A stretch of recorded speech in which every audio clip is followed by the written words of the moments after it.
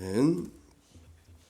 오늘 사순절 다섯 번째 주일 우리에게 주신 하나님의 말씀은 요한복음 12장 23절부터 30절까지입니다.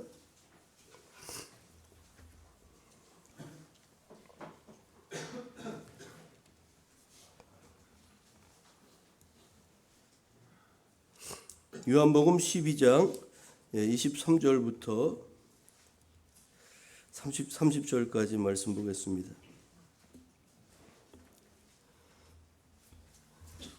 제가 말씀을 봉독하겠습니다. 예수께서 대답하여 이르시되 인자가 영광을 얻을 때가 왔도다. 내가 진실로 진실로 너희에게 이르노니 한 알의 밀이 땅에 떨어져 죽지 아니하면 한 알 그대로 있고 죽으면 많은 열매를 맺느니라. 자기의 생명을 사랑하는 자는 잃어버릴 것이요 이 세상에서 자기의 생명을 미워하는 자는 영생하도록 보존하리라. 사람이 나를 섬기려면 나를 따르라. 나 있는 곳에 나를 섬기는 자도 거기 있으리니 사람이 나를 섬기면 내 아버지께서 그를 귀히 여기시리라. 지금 내 마음이 괴로우니 무슨 말을 하리요. 아버지여 나를 구원하여 이 때를 면하게 하여 주옵소서. 그러나 내가 이를 위하여 이 때에 왔나이다. 아버지여 아버지의 이름을 영광스럽게 하옵소서 하시니 이에 하늘에서 소리가 나서 이르되 내가 이미 영광스럽게 하였고 또 다시 영광스럽게 하리라 하시니 곁에 서서 들은 무리는 천둥이 울었다고도 하며 또 어떤 이들은 천사가 그에게 말하였다고도 하니 예수께서 대답하여 이르시되 이 소리가 난 것은 나를 위한 것이 아니요 너희를 위한 것이니라. 아멘. 오늘 우리가 읽은 요한복음 12장 23절부터 30절까지 말씀을 중심으로 십자가의 역설이라는 그런 제목으로 말씀을 나누겠습니다. 3월 이제 중순이 들었습니다. 3월 중순으로 접어들면서 아주 기온이 많이 올라가서 낮에는 또 이제 차를 타면 이제 덥기도 하고 그렇습니다. 이제 봄 기운이 완연하죠. 실내에 있는 화초가 군자란이 이제 꽃을 피우고요. 또 봄꽃 망울이 하나 둘씩 이렇게 터뜨리는 것을 볼 수가 있습니다. 여러분 따뜻한 봄이지만 우리 교회력에 따른 절기로는 우리 주님께서 고난당하신 사순절이라는 그런 이제 순례의 기간을 우리가 보내고 있습니다. 오늘은 십자가를 지시기 위해서 예루살렘으로 예수께서 올라가시기 전 바로 직전 주일입니다.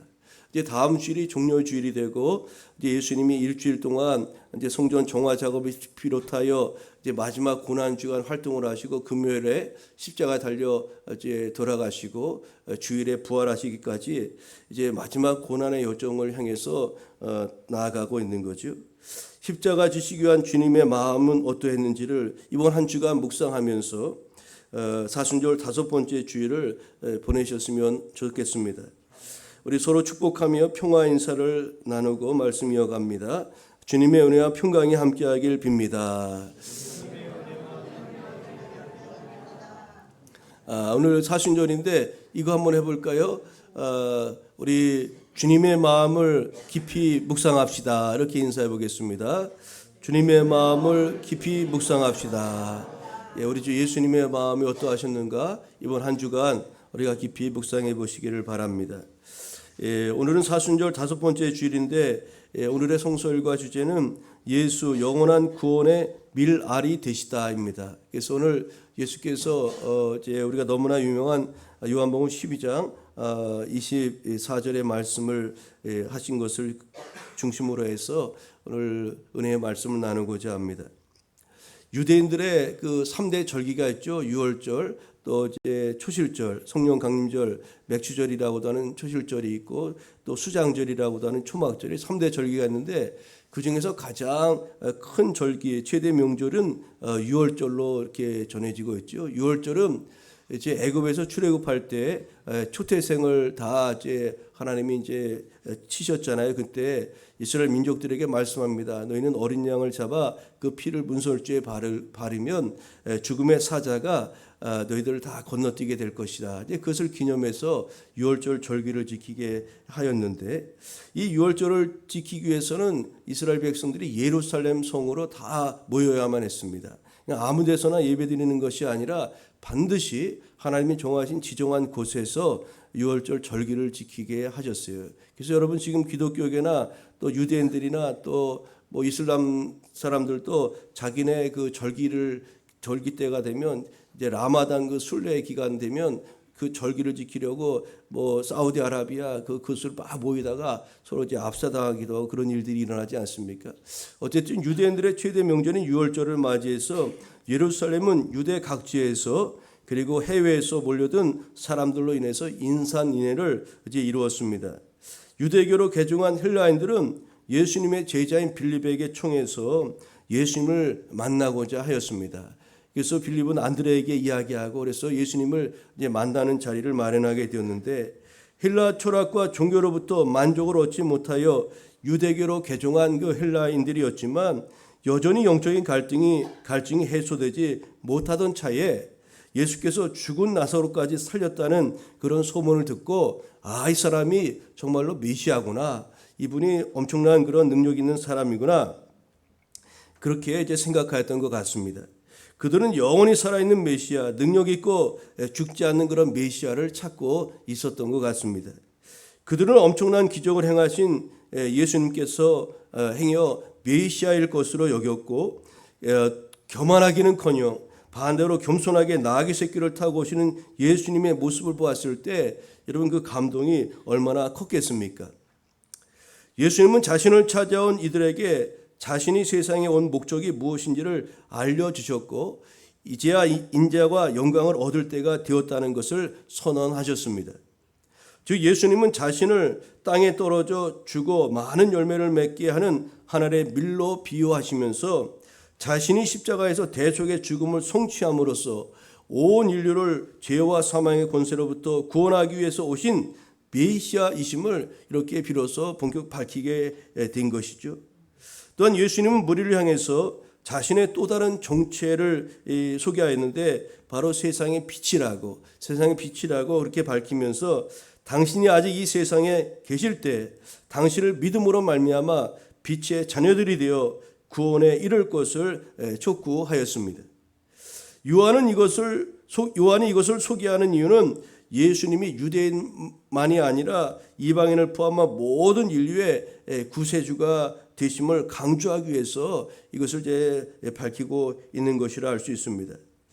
여러분 이제 오늘 말씀의 제목이 십자가의 역설인데요. 이 역설이라는 역설이라는 단어의 사전적인 그런 의미가 무엇이냐면 자체의 주장이나 이론을 스스로 거역하는 논설 또는 그 현상 이렇게 말합니다. 그러니까 이것은 문학 작품이나 논리에서도 많이 사용되는 것을 볼 수가 있는데, 그러니까 그 말 자체가 잘 안 된다는 겁니다. 그런데 그 안에 가만히 생각해 보면 깊은 진리가 담겨 있는 것이 역설이라는 그 단어가 품고 있는 그런 사전적 뜻이죠. 그래서 예를 들자면 문학 작품에서 소리 없는 아우성 이런 표현이 있어요. 근데 여러분 소리 없이 어떻게 아우성을 칩니까? 이것은 말은 안 되는 것 같지만 사실 그 안에는 여러 가지 그 또 다른 의미들이 있다는 거죠. 성경에는 수많은 역설로 가득한 하나님의 말씀이에요. 우리가 볼 때는 어찌 보면 말이 안 되는 것 같은데 그 안에 진리가 담겨 있다는 거죠. 그 중에서 본문에도 몇 가지 역설이 소개되고 있는데요. 십자가의 길이 영광이라는 것, 이것도 바로 신앙의 역설이라고 할 수가 있어요. 십자가의 길, 죽음으로 가는 길이 어떻게 영광의 길이 될 수가 있겠습니까? 그런데 정말로 주님께서 죽으심으로 말미암아 인류가 살아나게 되었으니 이것이야말로 영광의 길이 아니겠습니까? 여러분 밀알이 떨어져 죽어야 열매를 맺는다는 것도 사실 역설입니다. 여러분 죽으면 죽은 것이지 어떻게 죽어야 삽니까? 이 자체도 말이 안 되는 것 같지만 실상은 여기에는 깊은 의미가 있는 거죠. 죽어야 생명을 얻게 된다는 것. 죽으면 끝나는데 무슨 생명을 얻습니까? 이것도 하나의 역설이죠. 나의 생명을 미워해야 살게 된다는 것. 우리가 나를 사랑하고 더 존중해야지 잘 살 수 있는데 나를 미워해야 우리가 살 수 있다는 것. 이거 역설입니다. 여러분 이와 같은 모든 것들이 바로 십자가와 또 영광에 관련된 역설이라고 할 수가 있는데 오늘 본문을 통해서 십자가의 역설이란 그런 제목으로 은혜를 나누고자 합니다.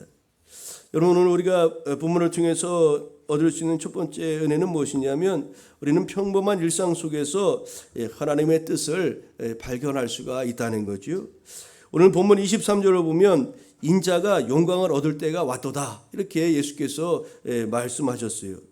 근데 여러분 예수님이 그동안 때에 관한 이런 주님의 선포야말로 지금까지 주님의 태도와는 전혀 다른 그런 완전한 새로운 말씀이 아닐 수가 없었습니다. 왜냐하면 지금까지 예수님께서는 그때가 언제입니까? 제자들이 막 물어도 내 때가 아직 이르지 아니했다. 그 때와 그 시는 나는 알 수 없고 오직 아버지만 아시느니라. 이렇게 이야기하시면서 그 때에 대한 이야기를 그렇게 말씀하지 않아 오셨기 때문에 오늘 갑작스럽게 인자가 영광을 얻을 때가 되었다는 이 말씀은 놀라운 말씀이 아닐 수가 없는 겁니다. 여러분 이처럼 오랫동안 때에 관하여 침묵하셨던 주님께서 얼핏 보기에 아무런 그런 의미도 없어 보이는 헬라인들, 헬라 이방인들의 방문을 받으시고는 이런 결정적인 선언을 그들 앞에서 하셨으니 참으로 놀랍기 그지없는 겁니다. 여러분 이 사건 이후로 이제 주님께서는 본격적으로 때가 이르렀다고 거듭거듭 말씀하시면서 흔들림 없이 이제 골고다 언덕을 향해서 한 걸음 한 걸음 이제 나아가시게 된 것입니다. 그렇다면 주님께서 왜 헬라인들의 방문을 받으시고 때가 이르렀다고 이렇게 말씀하신 것일까요? 여러분 구약 성경에 보면은 메시아 탄생과 또 메시아의 역할에 대한 말씀들이 곳곳에 많이 있습니다. 이사야 선지자를 비롯해서 여러 예언서에 많이 소개되고 있는데 그런데 놀라운 것은 유대인들이 그토록 기다린 메시아를 성경은 뭐라고 소개하고 있느냐면은 유대인의 빛이라고 말씀하지 않고 이방인의 빛으로 소개하고 있다는 사실입니다. 유대인들이 기다렸으면 우리 유대인의 빛 이렇게 메시아를 이야기해야 되는데 유대인들이 기다린 그 메시아를 향해서 이방인의 빛으로 성경은 소개하고 있다는 거죠. 여러분 누가복음 2장에 보면 그래서 예수님이 이제 갓 태어나서 그의 어머니 마리아와 함께 이제 성전에 가게 되죠. 그곳에 시므온이라는 사람이 있는데 그 시므온은 갓 태어난 예수님을 품에 안습니다. 그리고 얼마나 감격하는지 모르죠. 그리고 그가 아주 감격에 젖어서 노래를 하는데 뭐라고 노래를 하느냐면 이방을 비추는 빛이라고 이렇게 노래하였습니다. 예수님을 송축하면서 이방을 비추는 빛이라고 이렇게 찬양하였던 겁니다. 그것은 하나님께서 보내실 메시아는 유대인들만이 아니라 온 인류에게 이방인들을 포함한 온 인류에게 구원을 베푸실 분이었기 때문에 시몬을 통해서 이렇게 노래하게 하셨던 거죠. 여러분 많은 사람들이 하나님의 뜻과 때를 찾기 위해서 그 어떤 거창한 사건이나 신비한 계시를 기대하는 경우가 많이 있습니다. 그러나 우리가 끊임없는 기도와 말씀 묵상을 통해서 평범한 사건들을 통해 드러나는 하나님의 섭리와 때를 볼 수 있는 자들이 되어야 한다는 사실입니다. 하나님께서는 지금도 일상의 사건들을 통해서 당신의 백성들에게 그 뜻과 때에 관해서 말씀하시며 구원 사역을 계속해 나가시고 계시기 때문에 그렇습니다. 그러므로 우리가 신령한 눈을 통해 평범한 일상 속에서도 하나님의 뜻과 때를 분별할 수 있도록 우리 주님처럼 말씀과 기도에 더욱 힘쓰며 나아가야 될 줄로 믿습니다. 여러분 하나님은 하나님의 계시와 또 하나님의 일하심을 우리 심령에 말씀하시고 또 하나님 받으신 모든 피조물 가운데도 그것을 계시하시면서 우리로 하나님을 알게 하고 또 하나님의 성품을 깨달아 알 수 있도록 그렇게 은혜의 길을 열어주셨음을 잊지 말아야 되겠죠. 이런 평범한 일상 속에 하나님의 뜻을 발견할 수 있도록 우리는 주님과 더 가까이 하고 또 말씀과 기도로 우리가 주님 앞에 나아가 그 신령한 영적 눈을 뜰 수 있는 그런 거룩한 성도 우리 모두 되어야 될 줄로 믿습니다. 오늘 본문을 통해서 또 우리가 기억해야 될 것은 십자가가 주님께 영광인 것처럼 성도에게 있어서 고난은 영광이라는 것을 여러분 잊지 마시기를 바랍니다. 우리가 복음 때문에 당하는 고난, 예수님 믿음으로 말미암아 우리에게 당하는 여러 가지 어려움의 문제, 여러분 이것은 고난이 아니라 영광이라는 것을 여러분 잊지 마시기를 바랍니다. 여러분 주님께서는 헬라인들의 방문을 듣자마자 인자가 영광을 얻을 때가 왔도다라고 말씀하셨습니다. 이것은 잠시 후에 있게 될 십자가 사건을 염두에 두신 말씀입니다. 그런데 이러한 주님의 말씀은 세상적 기준으로 볼 때는 전혀 납득이 가지 않는 그런 말씀이었습니다. 여러분, 인자가 영광을 얻는데 그것이 십자가에 죽는 것이었습니다. 여러분, 이것이 어찌 영광스러운 일이겠습니까? 또 여러분, 십자가의 죽음은 세상적으로 보면 가장 수치스럽고 고통스러운 형벌이었기 때문에 그렇습니다.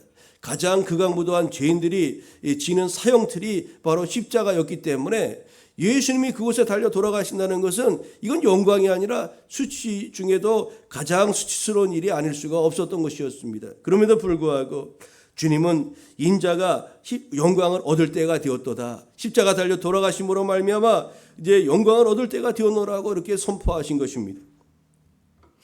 여러분, 이처럼 예수께서 십자가를 가리켜 영광이라고 말씀하신 이유는 무엇 때문이었을까요? 그것은 바로 천국에서는 섬기는 자가 가장 큰 자요, 영광스러운 자이기 때문입니다. 마태복음 23장 11절 이하에 보면 이런 말씀이 있습니다. 너희 중에 큰 자는 너희를 섬기는 자가 되어야 하리라. 누구든지 자기를 높이는 자는 낮아지고 누구든지 자기를 낮추는 자는 높아지리라고 말씀하였습니다. 여러분, 따라서 온 인류를 구원하고 섬기기 위해서 가장 낮고 초난 십자가야말로 역설적으로 가장 큰 영광이 아닐 수가 없었던 것입니다. 여러분뿐만 아니라 이 십자가는 하나님의 뜻을 성취하여 그분의 영광을 드러냄으로써 하나님을 가장 기쁘시게 하는 길이기도 하였던 거죠. 그렇기 때문에 하나님께서도 주님의 기도에 응답하시며 내가 이미 영광스럽게 하였고 또다시 영광스럽게 하리라고 28절에 말씀하고 있는 것을 우리가 볼 수 있습니다. 여러분, 그런데 이처럼 십자가의 고난을 영광이라고 부르신 주님을 따르는 우리의 실상은 어떤지 한번 살펴보았으면 좋겠습니다. 오히려 우리는 그 반대의 모습을 취하는 경우가 너무 많지 않습니까? 하나님 나라와 이웃을 위해 낮은 모습으로 십자가를 지기는커녕 거꾸로 세상 사람들이 자랑하는 것들을 내세우며 다른 사람들을 위해 군림하려 하는 것이 솔직한 우리의 모습이 아닙니까? 바울은 주변의 사람들이 자신의 사도성을 의심하며 너가 하나님의 종이라는 것, 사도라는 것과 또 그리스도의 사람이라는 것, 주님의 종이라는 것을 우리에게 보여달라고 그 증거를 요구했을 때 그가 증거로 내세운 것이 무엇이었습니까? 그는 복음과 교회를 위해서 받았던 고난과 자신의 약함을 그 증거로 삼았습니다. 고린도후서 11장 16절 이하에 그 내용이 자세하게 소개되고 있는데 그 중에서 고린도후서 11장 27절부터 30절 말씀을 제가 읽어드리겠습니다. 또 수고하며 애쓰고 여러 번 자지 못하고 줄이며 목마르고 여러 번 굶고 춥고 헐벗었노라. 이 예외의 일은 고사하고 아직도 날마다 내 속에 눌리는 일이 있으니 그 모든 교회를 위하여 염려하는 것이라. 누가 약하면 내가 약하지 아니하며 누가 실족하게 되면 내가 애타지 아니하더냐. 내가 부득불 자랑할진대 내가 약한 것을 자랑하리라. 이 사도 바울이 자신의 사도성과 자신이 예수 그리스도의 사람이라는 것과 자신이 주님의 종이라는 것의 증거로 그가 교회와 하나님 나라에서 핍박받은 것, 고난당한 것, 그것을 영광스럽게 그 증표로 내세우고 있는 것이요. 또 자신의 약함, 그것을 오히려 기쁨으로 이렇게 증거로 내세우고 있는 것 아닙니까? 즉 주님과 같이 종의 모습으로 섬기며 받았던 고난의 흔적을 사도와 주님을 따르는 자로서의 가장 큰 영광의 표지로 사도 바울은 삼았던 것입니다. 오늘 우리는 어떤 것을 하나님을 믿는 그리스도의 사람의 표징으로 우리는 삼고 살아가고 있습니까?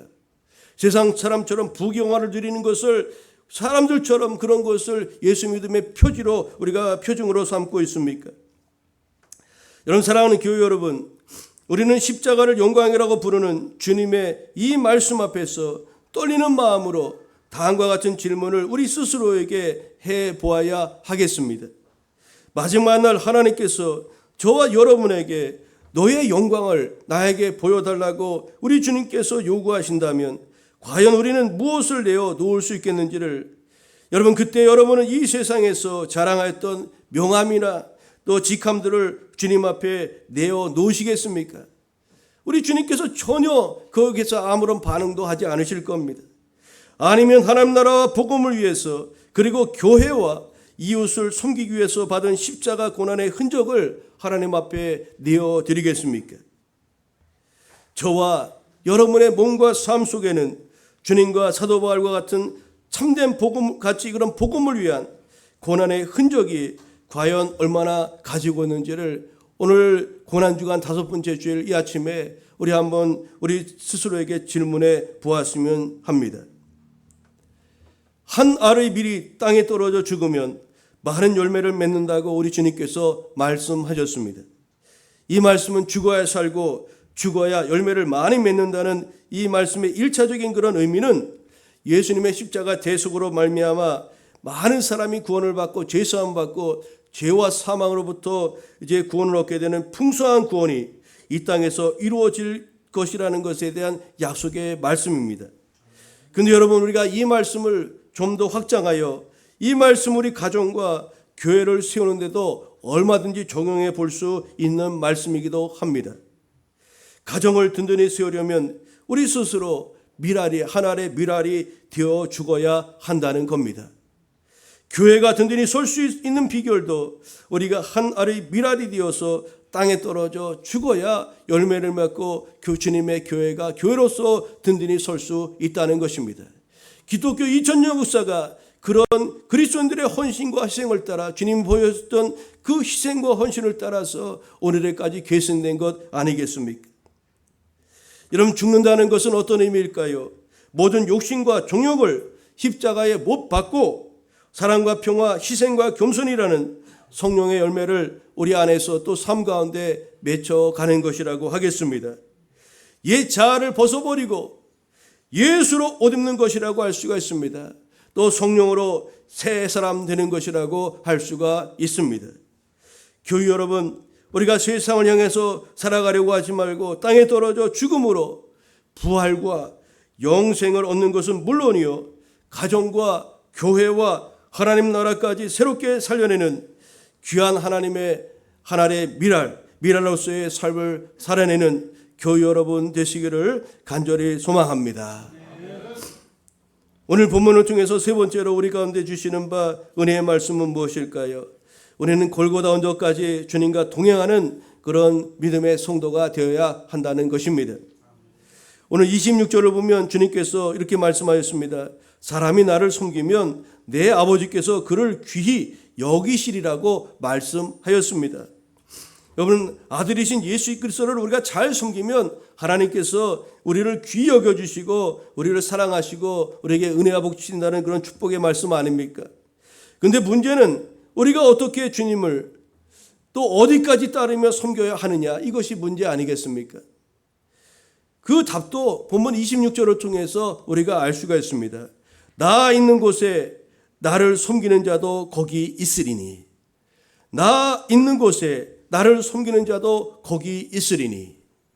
여러분, 우리가 주님을 어떻게 섬겨야 될까요? 또 어디까지 주님을 따르며 섬겨야 될까요? 주님 있는 곳에 우리가 머물러야 한다는 겁니다. 즉, 주님을 섬긴다는 것은 항상 주님과 동행해야 한다는 말씀입니다. 즉, 주님과 동행하는 자를 우리 하나님 아버지께서 귀히 여겨주시겠다고 약속하고 있는 것 아닙니까?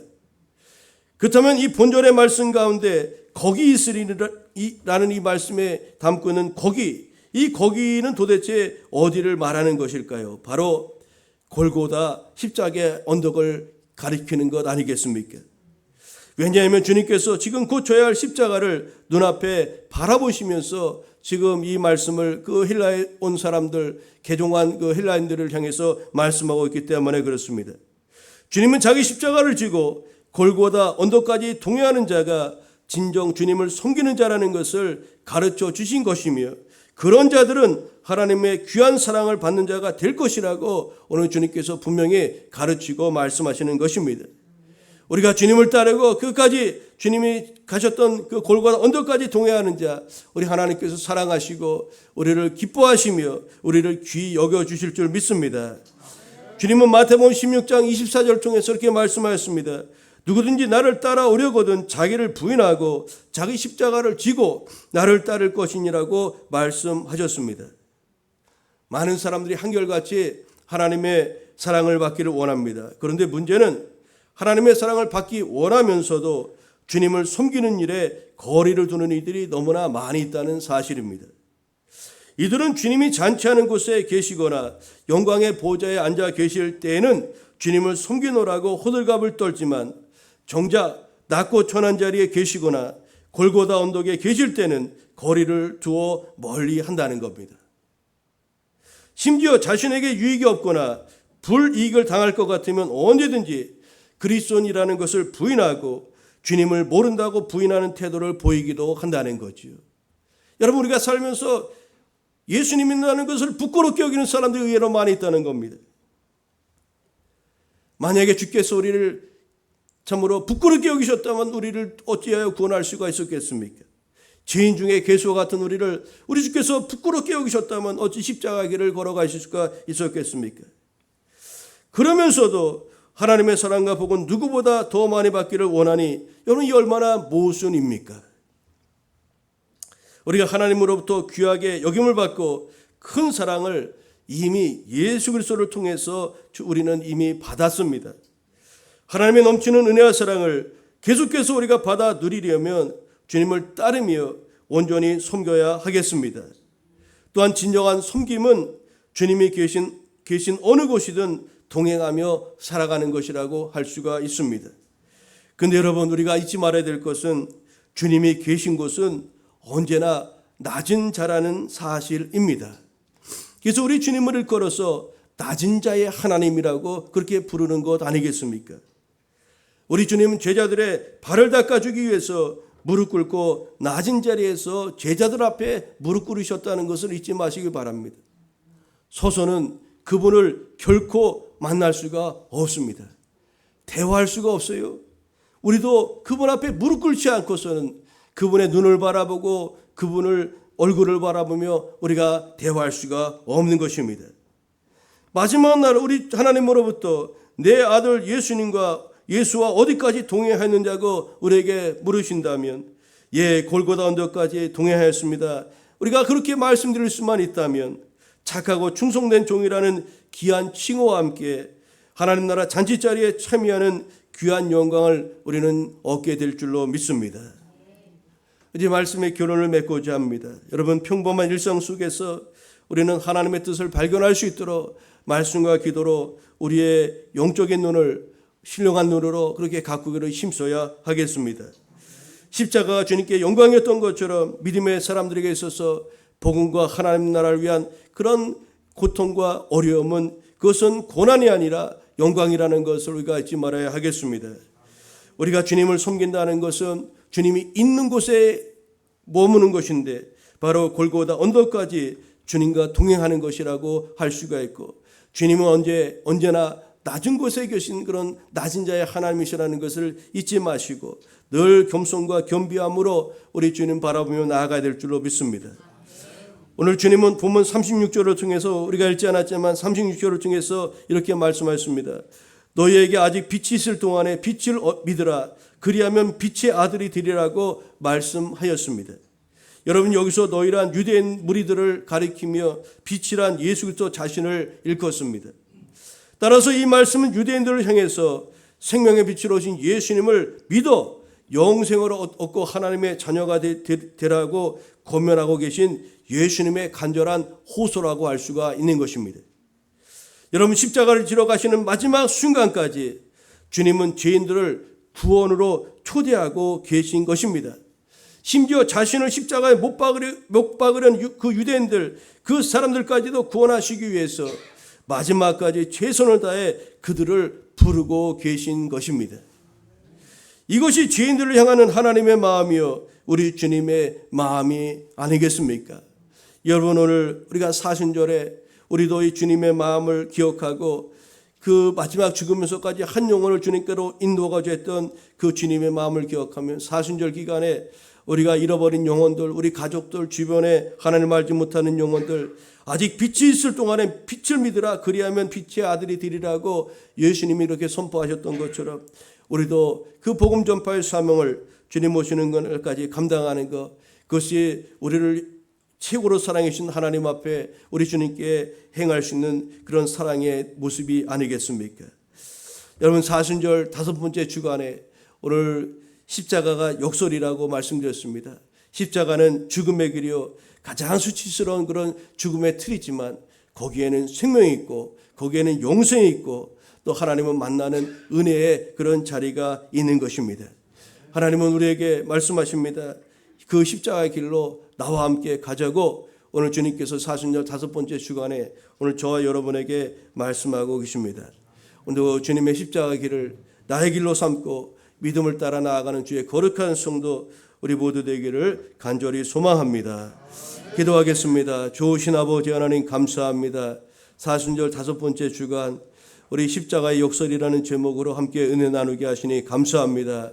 십자가는 가장 참으로 부끄러운 그런 죽음의 사형틀이지만 그러나 주님이 지신 그 십자가의 길은 인류를 죄와 사망으로부터 살리는 그런 생명의 길이요, 또 은혜와 축복의 그런 길이었음을 다시 한번 살펴보았습니다. 우리에게 용생과 구원의 길, 축복의 길을 열어주신 하나님 앞에 감사와 찬양을 드립니다. 사랑의 하나님, 우리에게 보여주신 바 그 내가 있는 곳에 거기 있어야 우리 하나님으로부터 존귀 여김 받고 사랑받는다고 하셨는데 우리 주님이 걸어가신 그 십자가의 길을 우리도 걸어가며 하나님 앞에 기쁨과 또 칭찬과 사랑을 받는 그런 믿음의 주인공들이 다 되어 줄 수 있도록 주님 인도하여 주옵소서. 마지막까지 한 영혼이라도 유대인들 믿지 않는 그 유대인들을 구원하기 위해서 마지막까지 구원으로 초청하셨던 그 예수님의 마음을 오늘 우리에게도 허락하여 주셔서 한 영혼이라도 더 주님께로 인도하고자 하는 그런 구령의 열정에 불타오르는 주의 백성 우리 모두 되게 하여 주옵소서. 감사드리오며 예수님의 이름으로 기도하옵나이다. 아멘.